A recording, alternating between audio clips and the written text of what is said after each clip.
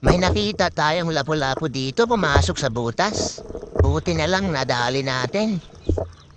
Ito yung lapu-lapu na mailap. Pag natamaan ng ilaw, tumatago agad sa butas. First class ang isdang to. Mamahalin ang kilo nito.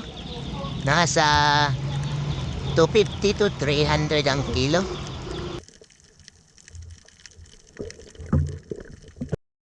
Ito yung pangalawa nating isda, isang door snapper. Naghabulan nga kami ng malala ng isdang to. Ang layo ng narating namin, buti na lang napagod. At tumago siya sa lumot. Masarap din sa sabaw ang isdang to.